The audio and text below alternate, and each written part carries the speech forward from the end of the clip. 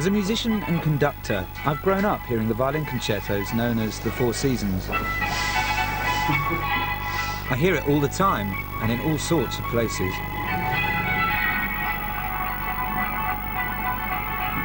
It's used as background music in lifts, airports, restaurants, and supermarkets.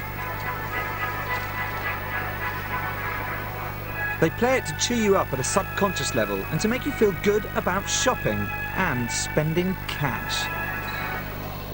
This is great music, thrown away by being played on tinny tannoys which make it sound muffled and dull. But the real thing is so much better.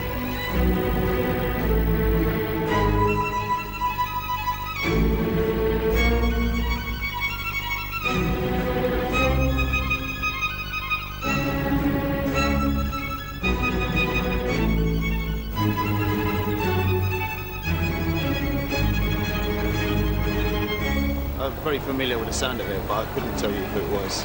I like it. It's very familiar to me. I think it is by Mozart. I'm pretty sure it's by Beethoven, but I don't know which one it is. And I've heard the music on TV, background music, when I've gone to airports and things, on television commercials, that's where I've heard it before, but I think it's Vivaldi. I would say it's probably the most recognisable, if not, yeah, that or Beethoven's Fifth Symphony.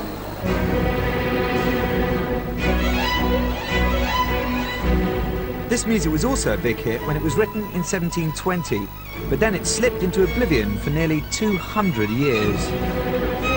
This is the story of the rediscovery of the Four Seasons and the man who composed them, Antonio Vivaldi.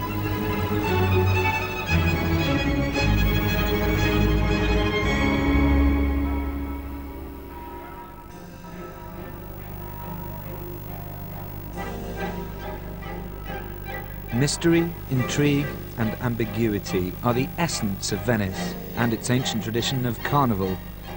And they surround one of its most famous citizens, Antonio Vivaldi.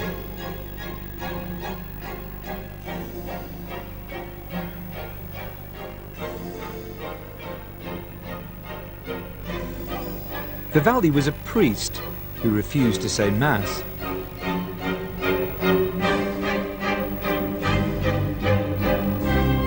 He was rumoured to be in a ménage à trois with 2 teenage girls. And despite celebrity and riches in his lifetime, he died in poverty.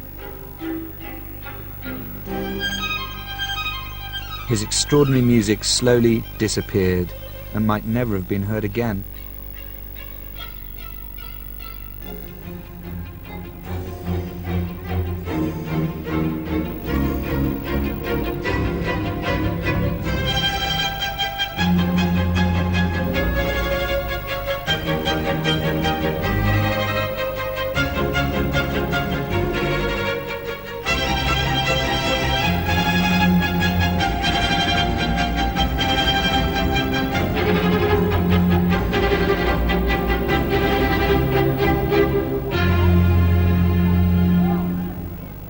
So who was Antonio Vivaldi, and how did he fall into obscurity when, in his lifetime, he was such a colourful character? He stood out from his fellow Italians, not least because of his flaming red hair, which earned him the nickname of the Red Priest. He wrote passionate, dramatic, dangerous music. You know, if J.S. Bach was the Beatles of that era, Antonio Vivaldi was the Rolling Stones.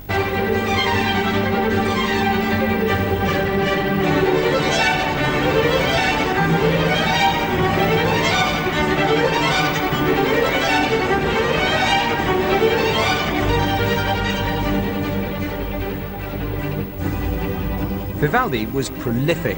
He wrote nearly 800 works for a very wide range of instruments. I'm just going to look at the Four Seasons, whose popularity both in Vivaldi's time and now is no accident.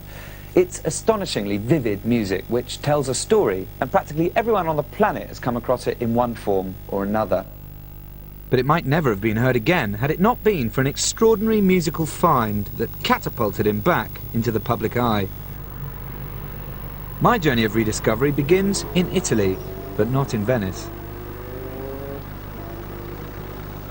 I'm retracing the footsteps of Alberto Gentili, lecturer in musical history at the University of Turin, who made one of the most unexpected and important musical discoveries of the 20th century when he came here over 70 years ago in 1927. This is the small sleepy town of San Martino, near Turin.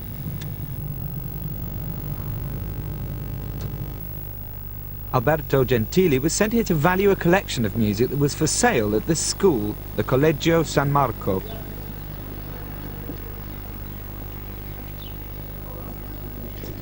At the time that Gentili entered the college, Vivaldi was only known to a few experts, and that was mainly because J.S. Bach, his contemporary, had incorporated some of Vivaldi's music into his own compositions. Vivaldi's music slowly disappeared after his death in 1741. Apart from a few musical experts, if anyone remembered him, it was as a freakish violinist and eccentric cleric, not as a composer at all. Vivaldi's music was the pop music of his day, and like any pop star now, he found it hard to stay at the top of the charts. In fact, it was even harder. There was no Radio 1 pumping out his music to keep it in the public consciousness, no CDs or tapes for his fans to buy. Most of his music wasn't even published. Often there'd just be one handwritten copy, so when the piece was no longer the hot new thing, it was easy to forget it and then lose it. So it's unsurprising that Vivaldi's music not only fell out of fashion, but disappeared altogether.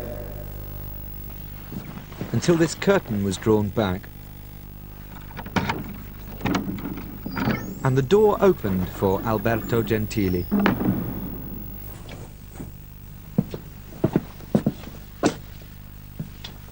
Gentili was given 97 volumes of music to look at, and 14 of them contained music by Vivaldi.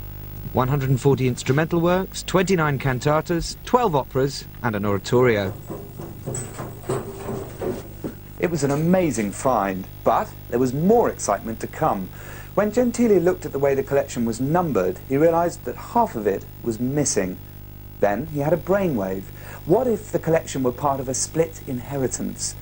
His hunch turned out to be right. He tracked down the rest of the collection and persuaded the reluctant aristocratic owner to sell.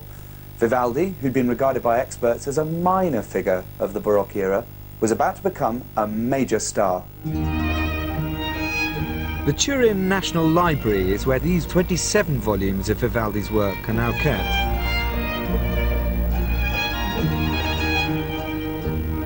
The most exciting thing about the collection is that there are plenty of compositional manuscripts. In other words, where he's composing straight from his head onto the page, with no prior sketches. They're stunning to look through.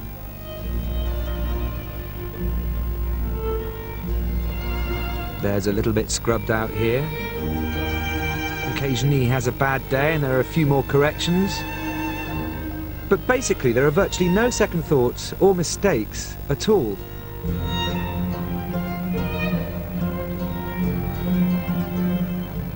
I find it really moving looking at all of this.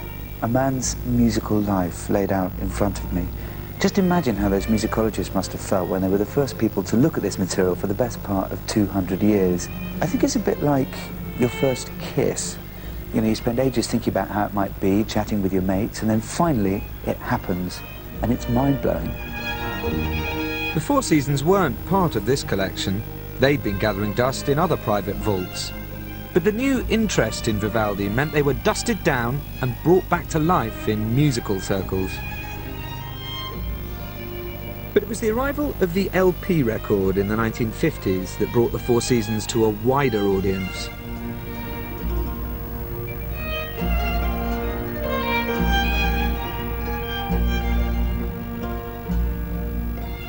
It's records such as these that have put the Four Seasons right at the top of the classical hit parade and made them stay there. So what is it about this music that so captured the public imagination, both at the time the pieces were written and now, almost 300 years later?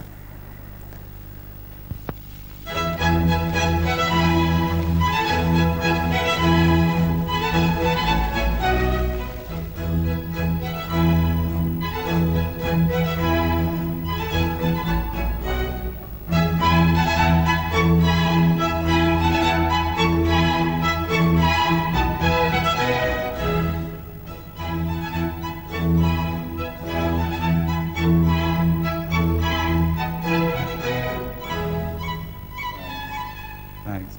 This is my band, and together with our soloist, Cleo Gould, we're going to try and explore and unmask the four seasons, the four greatest concertos which tell a story ever written. When Vivaldi composed the four seasons, he also wrote 4 sonnets, one for each concerto. So take Spring, for instance. He took each line of the sonnets he'd written and actually applied them to the score very specifically to make it utterly clear what the music was describing. First it says, "Spring has arrived."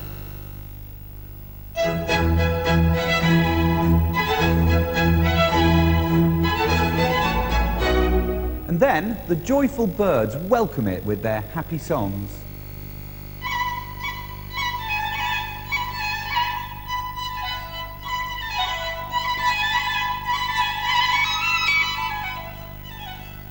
They're not the only ones who are happy. The brooks murmur sweetly at the arrival of spring.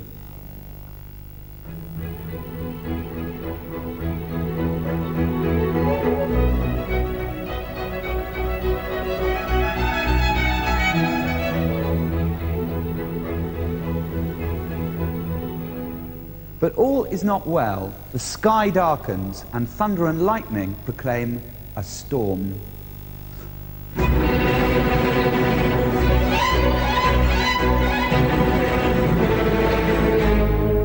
Happily, the storm passes quickly enough, and the birds come back out again, twittering once again with their happy songs.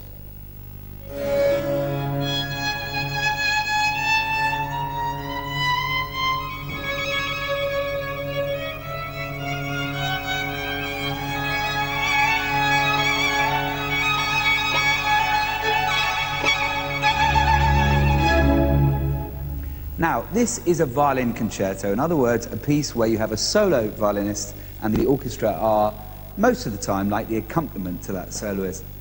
The second movement has a sleeping goat herd, which is Cleo playing this beautiful, singing, soft and voluptuous line. Then, the second level of the painting Vivaldi's putting together is the murmuring of leaves. That's what the violins in the orchestra have to play. Then the third element to the picture, rather bizarre this, is that he's got a dog. The goat herd has a faithful dog who sits at his side, barking. I'm reliably informed that Italian dogs go bow, bow, and in fact, the music Vivaldi writes is exactly that.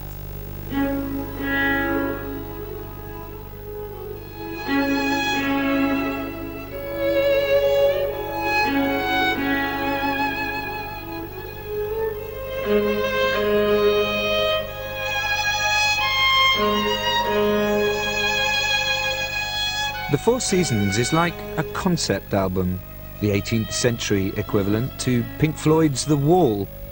But who was the man painting such vivid pictures with music? We're not even sure what he looked like.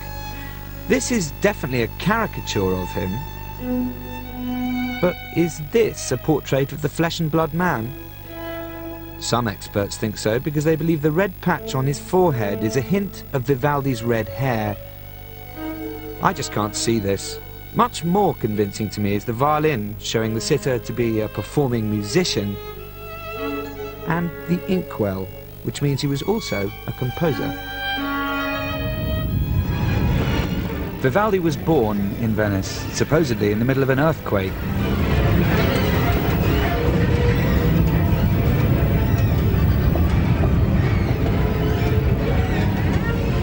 I was thrilled the man who wrote such tempestuous music should have been born among such elemental forces. But sadly, it's probably not true. Venice, despite its tranquil surface, is vulnerable to earthquakes, but there's no record of one on Vivaldi's birthday, which was the 4th of March, 1678. Vivaldi was born right here. Well, not in this actual house, but on this spot. The date of his birth wasn't discovered until 1962, when his baptism certificate was unearthed. Very conveniently, that was right next door, here in the church of San Giovanni in Bragaro. Vivaldi was the oldest son of a master barber who was also a violinist. Although Vivaldi ended up with 4 younger siblings, he was the only one who inherited his father's musical ability.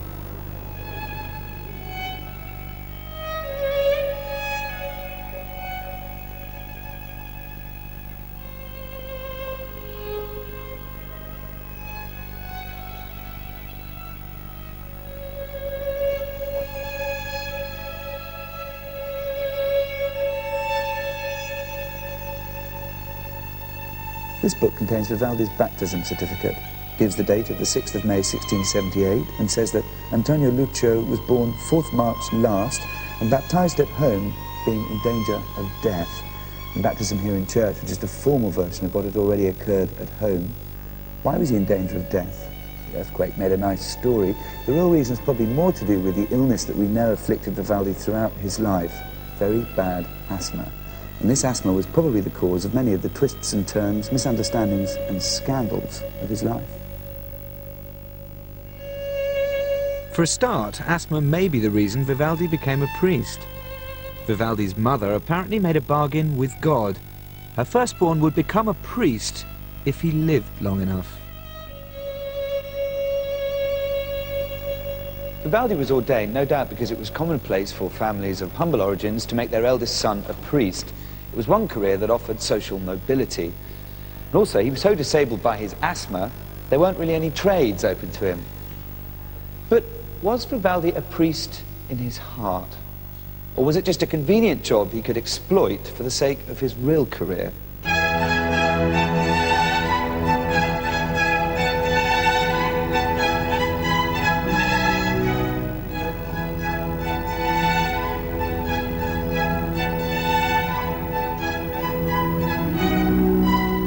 Venice has a strong effect on anyone who comes here.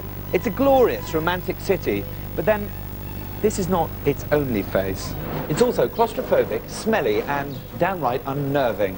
But in any case, no one can argue with the fact that Venice bulges with sensual excess of every sort, and as such, it must have had a powerful influence upon Vivaldi and his music. How could it not have done?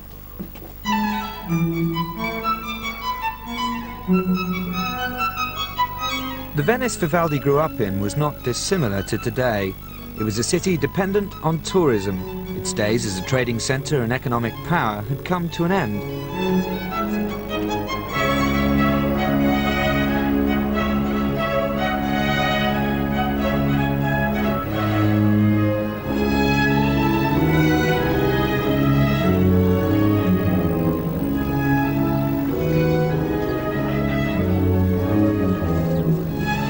If I was an early 18th century tourist doing what was known as the Grand Tour of Europe, I'd be looking to buy painting by Canaletto or music by Vivaldi as a memento of my stay in Venice.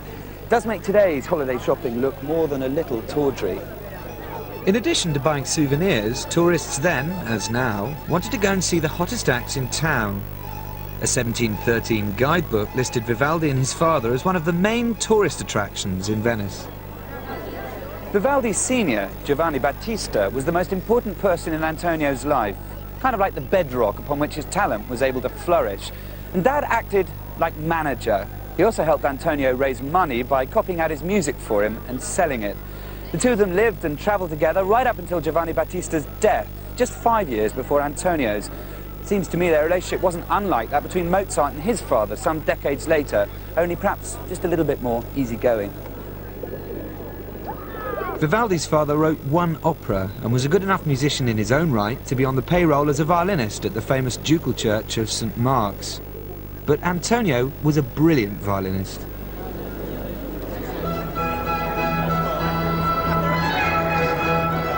As a result, he composed music that makes big demands of the violin soloist. Cleo and I met at the Café Florian in St. Mark's Square to talk about Vivaldi from a performer's point of view.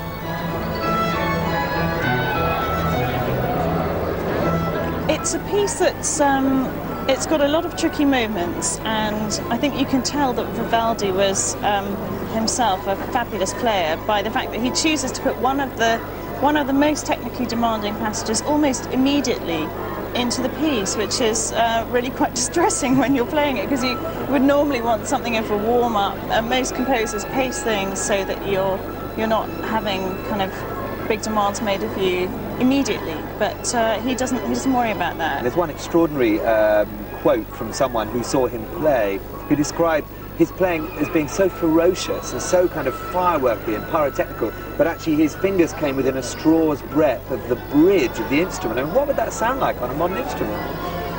I've tried that, and the pitches that you would kind of get up to I mean, I can't really see where he would have been bowing, unless the bow was very thin, thinner than a straw, but it's kind of, you know, only a bat can hear it, really. So there may have been a little bit of kind of like poetical license well, in the description. maybe. I don't think that was probably within this piece. Funnily enough, he actually leaves almost nothing in the virtuoso style writing to the individual player to decide to do, because everything is written into the piece, with the exception of the slow movements, which are very sparse. You can embellish them a bit. You're kind of invited to do something with them.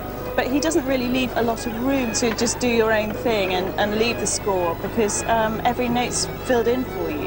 Which is interesting, because up until that time, composers had been generally fairly free and fairly happy to leave it to the discretion of the performer to embroider the work, hadn't they? Yeah, I think so. I think it is quite unusual. Vivaldi's extraordinary talent as a violinist got him a very important job, and this job was to be key to his development as a composer. In 1703, Vivaldi was engaged to teach violin in a refuge for illegitimate and abandoned children.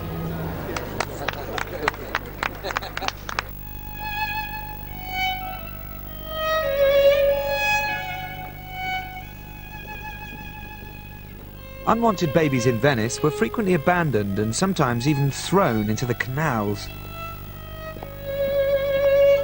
Eventually, 4 hospitals were set up to look after these children. 3 looked after orphans, street children and sick children, but only 1 looked after abandoned children, and that was called the Pietà, which means compassion.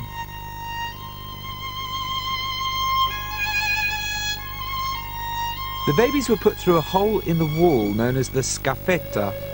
This one's been filled in and clearly wouldn't fit a baby now.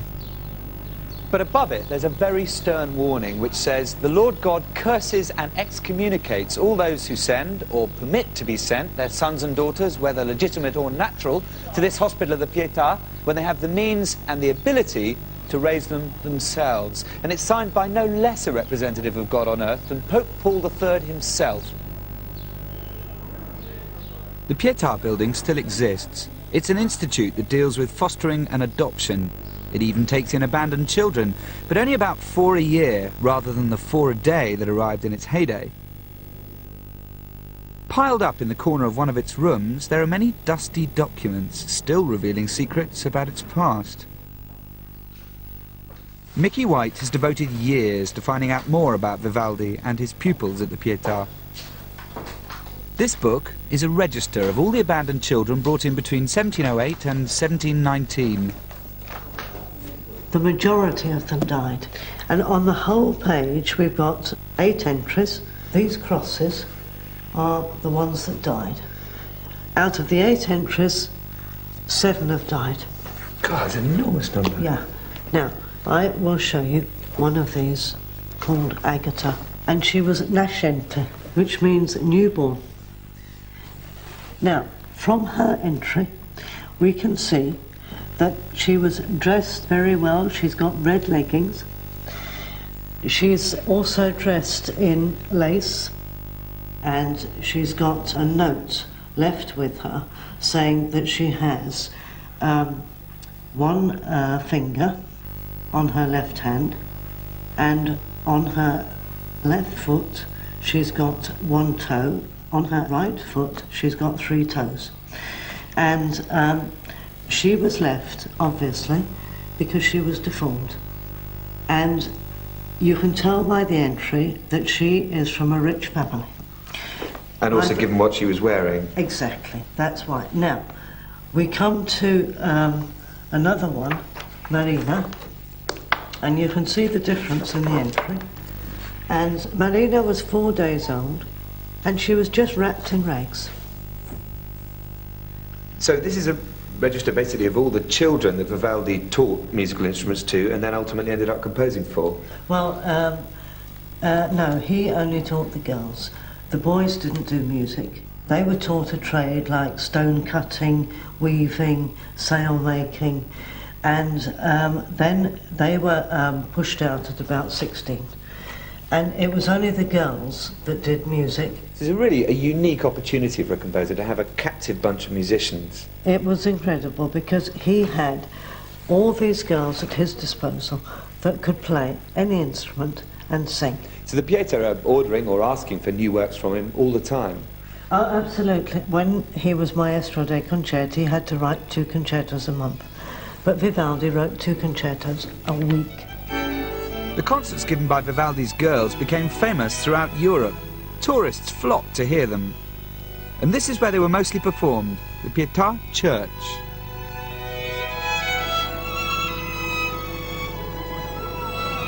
This is the Pietà Church today, only this version of the church wasn't completed until after Vivaldi's death. But I can show you the exact spot where his concerts would have taken place. The original entrance to the church was right there, in what is now the Hotel Metropole. Although he was a great violinist, the fact that Vivaldi was a priest was key to him getting the job at the Pietà. It was a bit risky putting a man in with all the young women, but a priest, of course, was completely trustworthy. In my view, Vivaldi's music is full of subtext, and it's kind of easy to see why. Just imagine being a 26-year-old priest surrounded by scores of young women, many of them very talented. You could get quite hot under the collar thinking about this. And certainly for those watching the concerts, it was an almost erotic experience. These female musicians were hidden tantalizingly behind grilles somewhere round about here, affording the audience an excellent opportunity to fantasize about whether they were as beautiful as their music.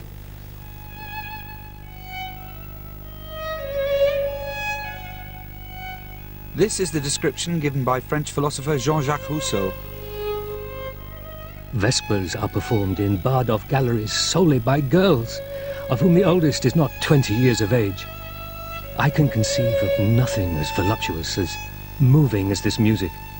What grieved me were these accursed grilles, which allowed only tones to go through and concealed the angels of loveliness of whom they were worthy. Even today, groups perform in the Pietà, dressed in 18th century costume, as a tribute to the famous concerts of Vivaldi's day. I suggested Cleo join this group, who call themselves the Music of Venice. Cleo, we don't want to play here. It's not the best place. The thing is, apparently Vivaldi is completed, but he did supervise the design of the acoustics. So, for instance, you can see there are no corners in the ceiling. Well, where will we go then? Well, we're going to go up there behind those grilles in that balcony. That's where the Pietà girls always played. Up to 32 people would cram in here. 16 instrumentalists and 16 singers. As you can see, it's a complete disaster. I mean, there's just not enough space to swing a cat up here. No idea how the Pietà girls were doing it for so long. So what do you think, Cleo? Is it feasible? I don't think we should do the playing up here. I just think there isn't enough room, and I'm amazed that they managed to get so many musicians in here in Vivaldi's time. Thing is, the acoustic is beautiful up here, isn't it? I mean, it feels yes, it is. Lovely. And I suppose you also have to remember that we're in a very different place from an 18th century concert-going public, particularly, I suppose, when it came to women instrumentalists. Women weren't really meant to play in public, and certainly not instruments as indelicate as the oboe. You know, if you play the oboe, you do look a bit like Tubby the Tuba or a beetroot. There's that kind of quality, and girls wouldn't want to be seen like that. Even worse, straddling a great big block of wood, which is a double bass. Well, fair enough, but I don't think there's anything too shocking about playing the violin, so if you don't mind, I think we should do it down there.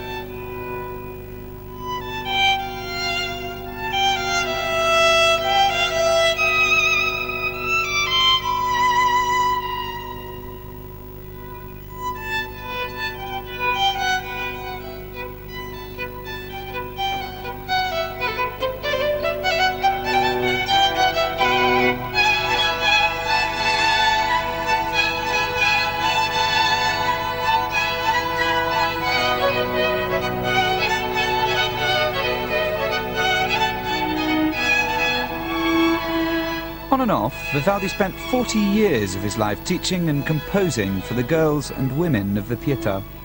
But if they were half as beautiful as Rousseau imagined them to be, how did Vivaldi manage to resist them? Probably rather easily.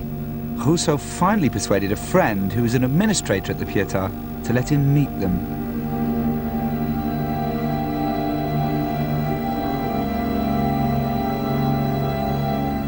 He introduced me to one after another of those famous singers whose voices and names were known to me. Come, Sophie. She was horrible. Come, Katina. She was blind in one eye. Come, Bettina. The smallpox had disfigured her.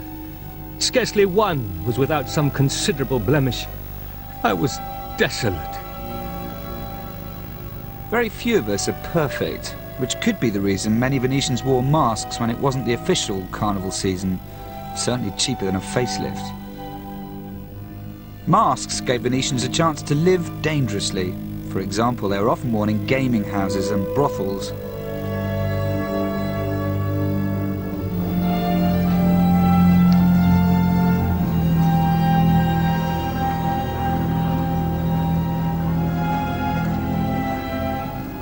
I could be worried that my association with Cleo might be misinterpreted, but not if we're both wearing masks.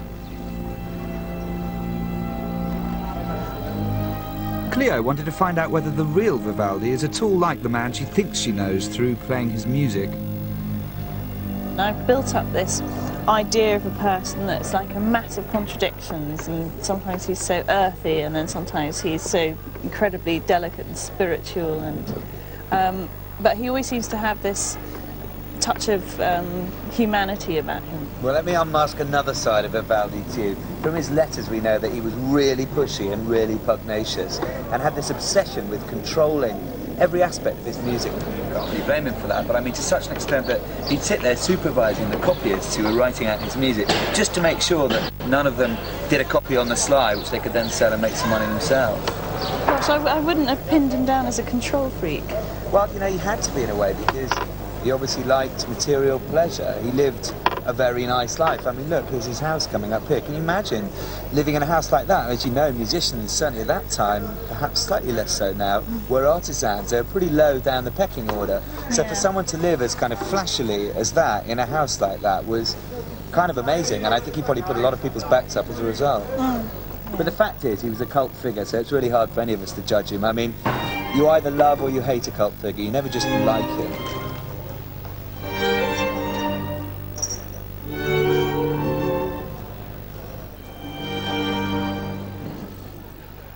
From 1718 to 1720, Vivaldi left Venice and went 90 miles west to Mantua. He probably wanted to capitalize on his fame and take up some well-paid commissions. It was an escape from being in a gilded but claustrophobic cage.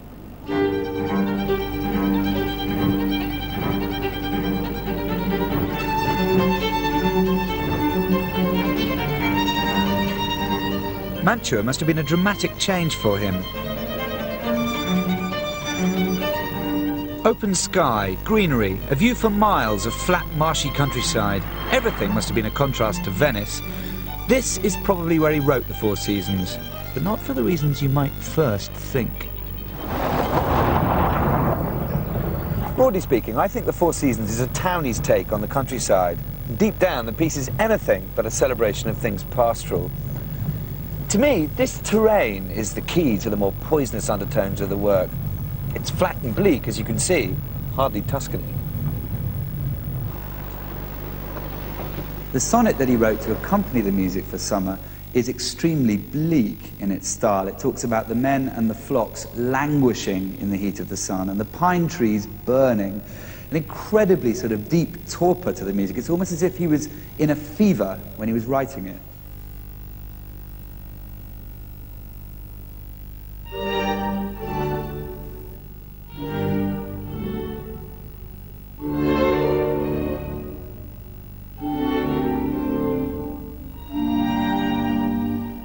What I mean, it's sort of broken. It's almost as if you can't breathe. There's no line, no lyrical line to find your way through. Another really important aspect, I think, is the choice of key. G minor is the key he chooses for summer, which is very unlikely given most people's impression of what summer is. Happiness, joyousness. G minor is one of the darkest keys. Anyhow, just as in the first movement of spring, we get some relief in the form of birds. Here's the first one.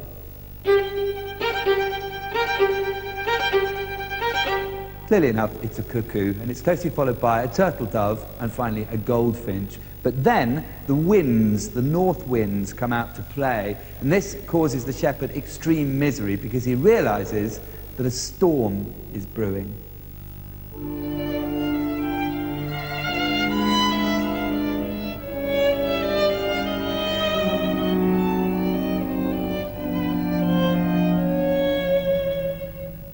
Constant unresolved harmony, harmony which just bleeds chromatically from one chord to the next without any sense of resolution. Finally, the winds come in battle, big time.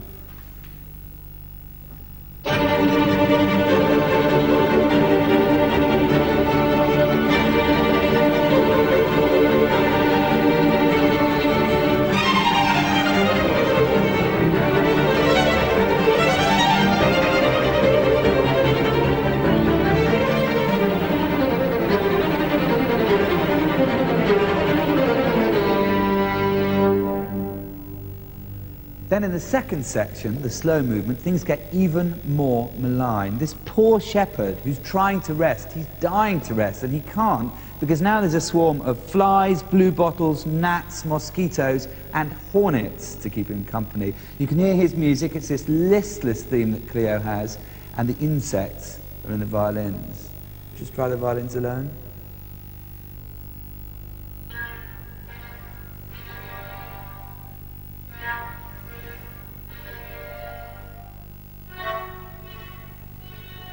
That's lovely. Let's try that now with our listless shepherd over the top.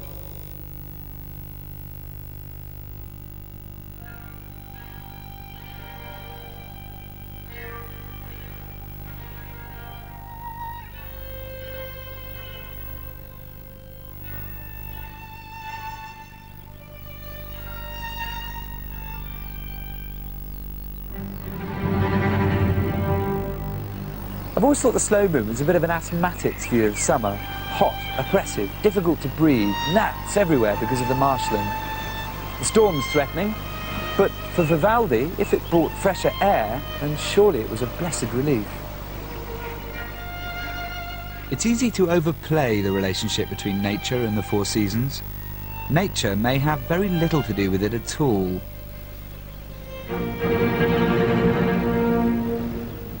Just as likely an inspiration is exactly the opposite. What could be more full of man-made artifice than the opera? Vivaldi was obsessed with opera. He claimed to have written nearly 100 and put them on in theatres like this. It's likely he used the lessons he learnt from telling stories in opera to create the drama of the Four Seasons. The Four Seasons are basically songs without words, which is lucky, really, because as you've probably noticed, the words aren't very good. When the threatened storm breaks at the end of summer, this is the text. The hail cuts down the lofty ears of corn, and the winds are in unbridled fury. Now, this style of writing and vocabulary certainly suggests that the words were by Vivaldi, but he added this line-by-line detail long after he'd finished writing the music. So why, you might find yourself asking, was he busy adding these rather coarse sonnets to music that had already been hugely successful? The answer is probably that he wanted to make his patron feel like he was getting something new when The Four Seasons was published 5 years after it had been written and first performed. The words then are inessential. It's the music that's important.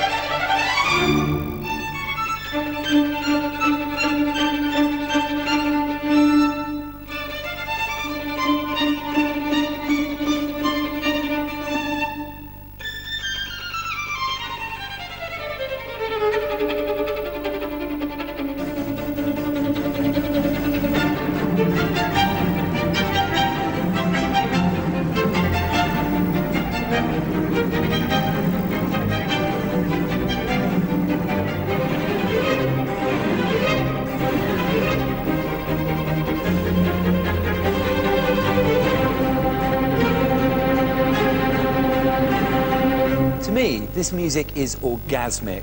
Stripping of corn, thunder and lightning, untold passion. Perhaps it's a metaphor for his relationship with Anna Giro. When Vivaldi was 48, he met a singer aged 16 or 17 who became his muse, his travelling companion. But what else was she? That's what I'd like to know.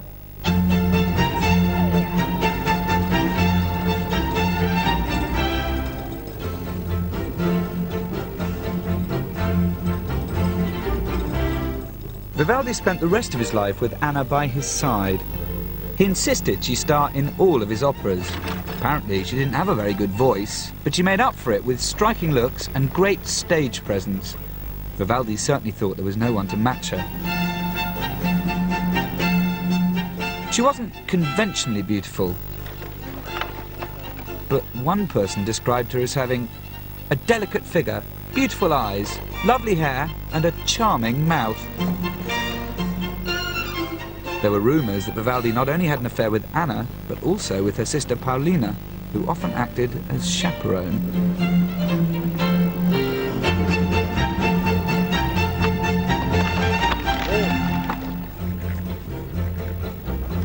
Vivaldi didn't live with Anna. In fact, there's bags of evidence that wherever he lived, whenever he travelled, his father was with him, and more often than not, some of his many siblings to boot.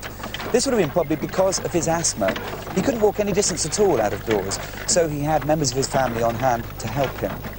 Therefore, asthma is at the root of all his relationships. It's also, I think, at the heart of his music. Vivaldi's brilliant mind trapped in a sick body. The contrasts of shining clarity and distorting disease are central, I think, to the Four Seasons, and especially in the slow movements.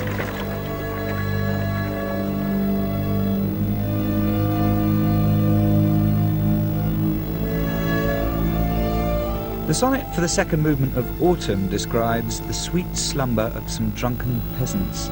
But to me, this music, even more than in summer, is about constriction, suffocation.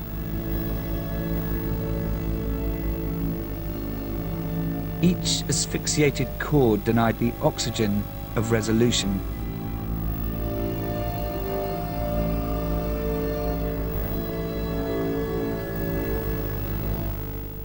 The third movement of Autumn is a hunt, and to be honest, it's pretty much like a manifesto for the anti-hunt lobby, and it's got this incredibly club-footed, banal kind of tune which keeps on coming back and coming back and coming back, and you get this picture of these very unpleasant, cruel men going off on these mangy horses and these disgusting dogs to find some innocent beast to kill.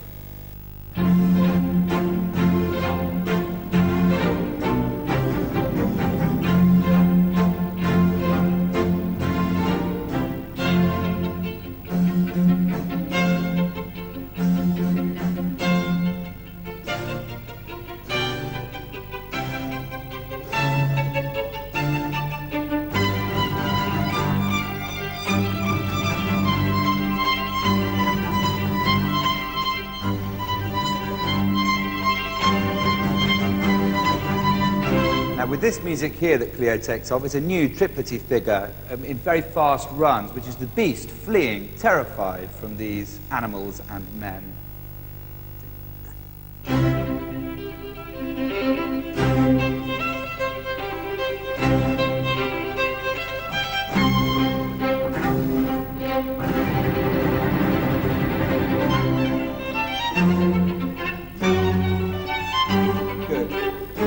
Rising chords you can hear there in the orchestra, rising chromatically, a semitone at a time, upping the pressure on the poor beast as the hounds and the horses close in around him.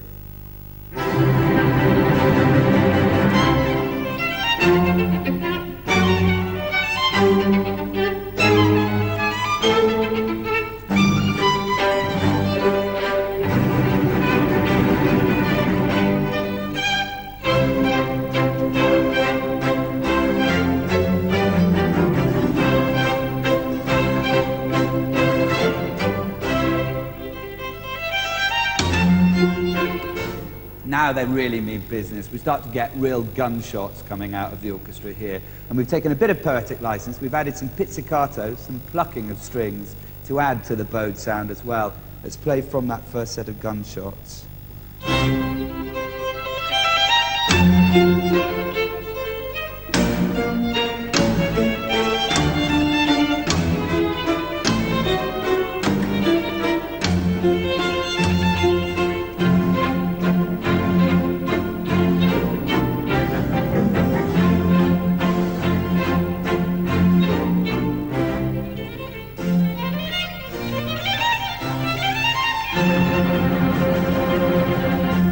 sound there, that very fast figure that the whole orchestra had, sounds to all the world like a bunch of hounds actually sniggering, laughing, like Muttley. Do you remember Muttley? It's that kind of quality. Let's try it with as much grain in the sound as possible. And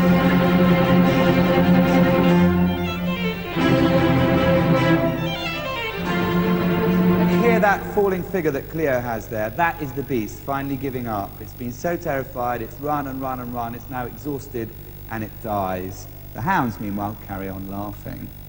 And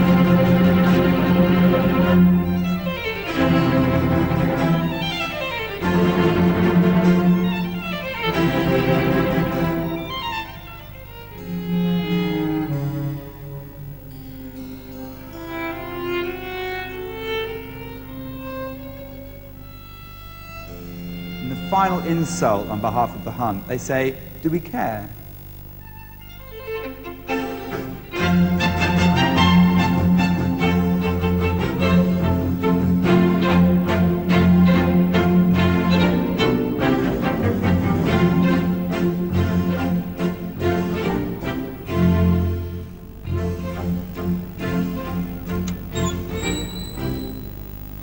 What I love about Vivaldi's writing in the Four Seasons is that it brims with conviction. It's sensual, vulgar, savage, and extremely flamboyant. Now, these aren't the obvious adjectives you'd associate with a servant of God. Still the same question, was Vivaldi really a committed priest? Or did he take holy orders as a convenient career to combine with his musical ambitions? His relationship with the church was hardly scandal-free.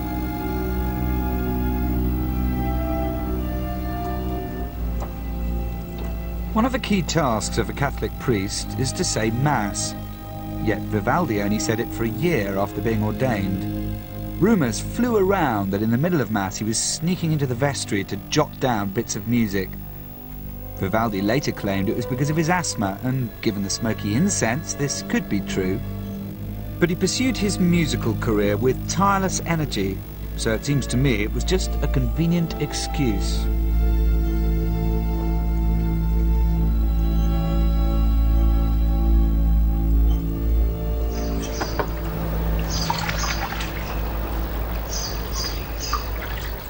The gossip about Vivaldi began to have serious consequences.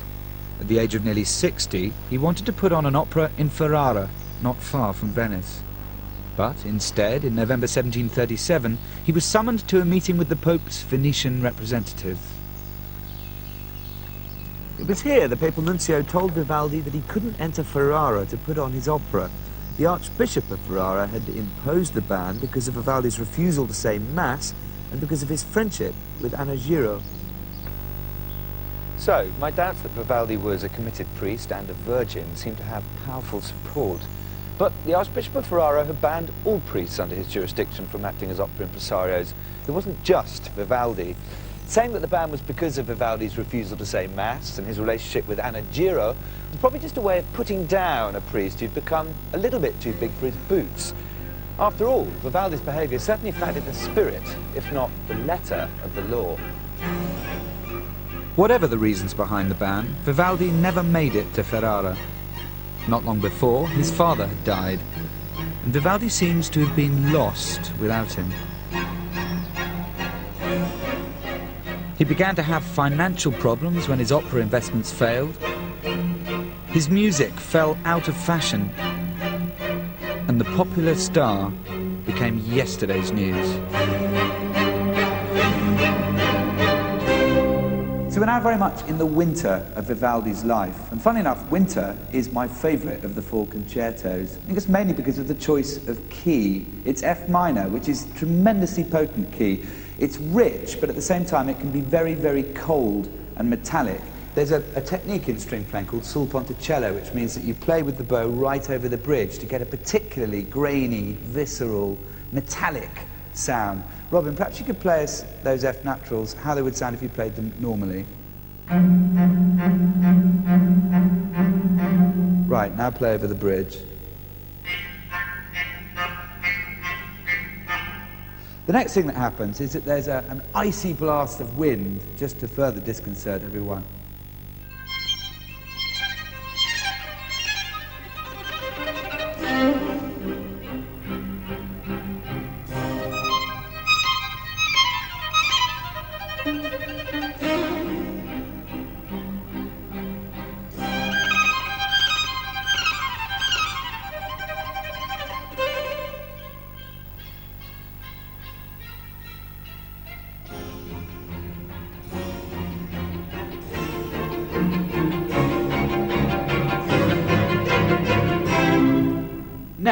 solo violin has music which is meant to sound like, and absolutely does sound like, someone's teeth chattering.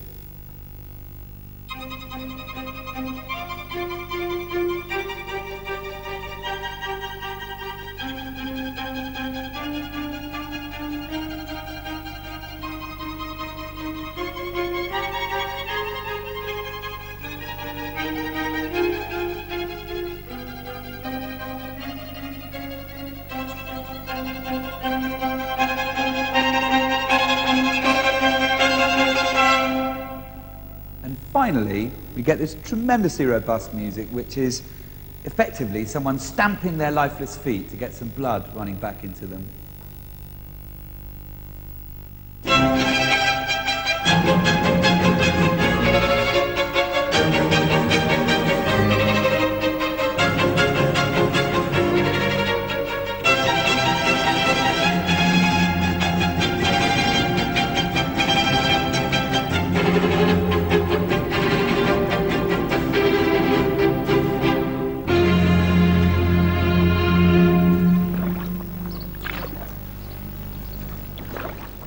This is one of the canals that leads to the open sea, a way of leaving Venice, which is exactly what Vivaldi did in 1740 at the age of 62. His work opportunities had dried up, and whilst there's no record of what happened to him for a year, we know he ended up in Vienna in June 1741. He died a month later, on the 27th of July, from what was described as an internal inflammation.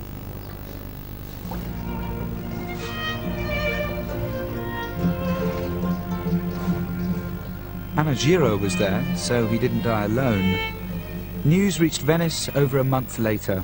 A local report said, Abbe Don Antonio Vivaldi, incomparable virtuoso of the violin, known as the Red Priest, much esteemed for his compositions and concertos, earned more than 50,000 ducats in his life, but his disorderly prodigality caused him to die a pauper.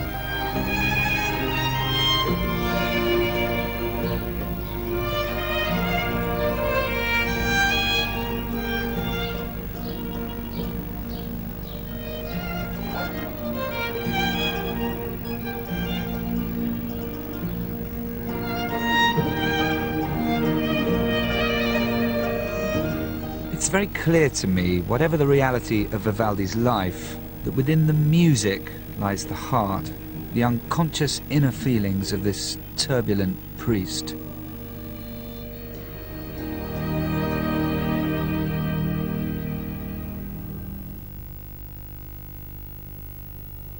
If you read the sonnet which accompanies that, the slow movement of Winter, it'll tell you it's about a man sitting cozy as can be inside in front of the fire, watching the rain outside and those less fortunate than him. It has a kind of a smugness about it, which makes me feel that actually Vivaldi is not the man inside in the little armchair toasting his toes. He's the guy outside looking in. He is the outsider. You will have heard the rain very clearly in that, this pizzicato that the violins have.